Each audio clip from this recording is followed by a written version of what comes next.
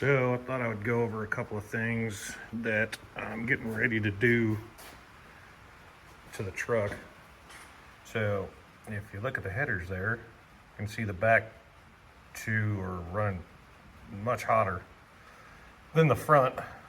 And I had this thing dyno tuned a couple months ago, and the tuner was telling me that these Holly snipers don't like dual plane manifolds, that it creates a fuel distribution issue, which clearly it has. So I got a wind accelerator single plane for a 351 Cleveland, but of course I still need to buy the adapters for it to fit the 400. So they're like 416 bucks. So as soon as I get those, I'm going to put that single plane on here.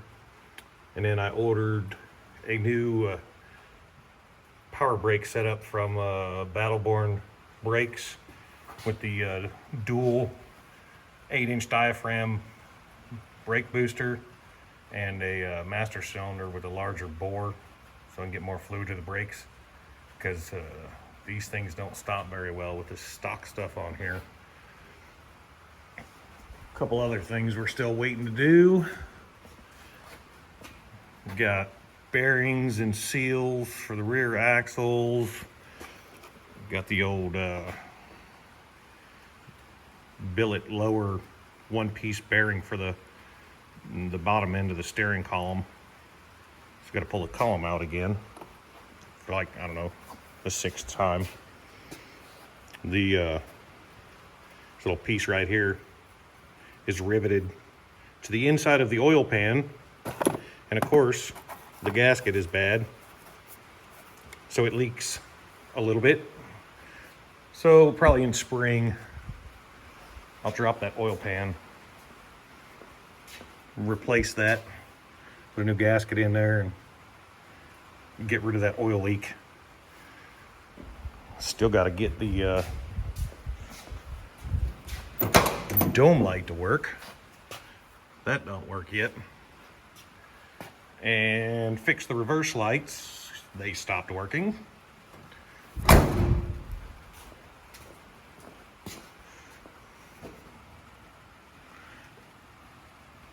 Wanted to get the what is it, CVF or CFV racing pulleys. I got, or the brackets. I got the one for the alternator, but I still need to get the one for the power steering pump. There's nothing wrong with this on here, but I just like the look of those. Looks a lot cleaner. So one of these days I'll make a little video about what's going on with the that truck there, 1954 Chevy. But a couple other things in here. Got this small block Chevy. It's out of a friend's, what it is, 32 or 34 Nash.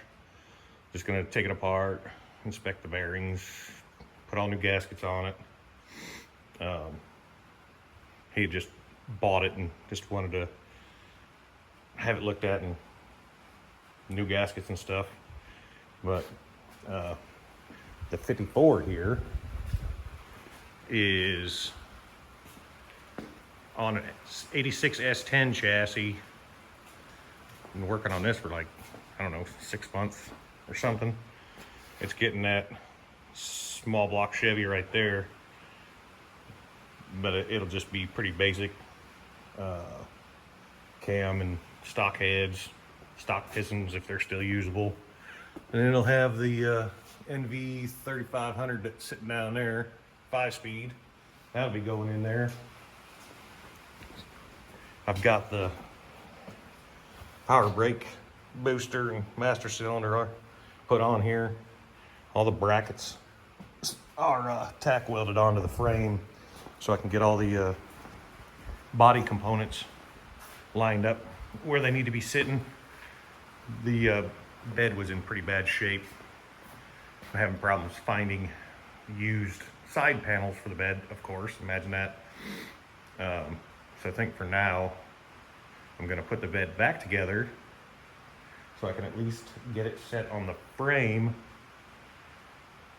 where the rear wheels will be centered in the rear fender well, because these frames are like 2 inches shorter than the original frame. So gotta figure out where that's gonna be and then get those brackets welded on.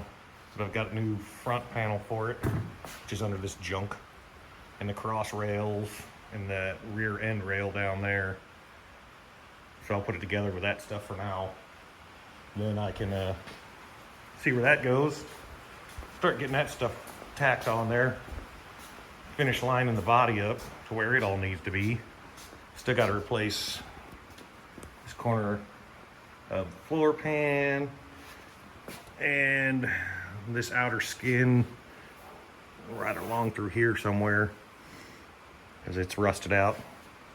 This cab and front end came off something I found on Facebook Marketplace. It was originally going to be fixing that mess out there, the red one, but that thing's just way too far gone. So picked this stuff up in much better condition. Someone had started to restore it in the 80s. They'd already done 75% of the cab, and this door skin had already done all the work up here. Of course, that still needs to be lined up and everything, but it's in pretty good shape overall.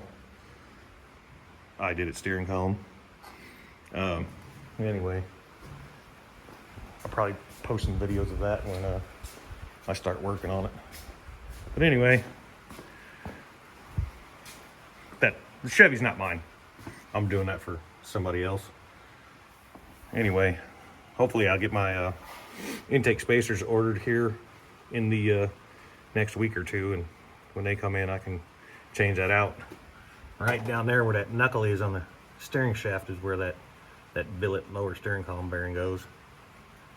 I might even be able to do that when I take the brake booster off to swap out with the new one.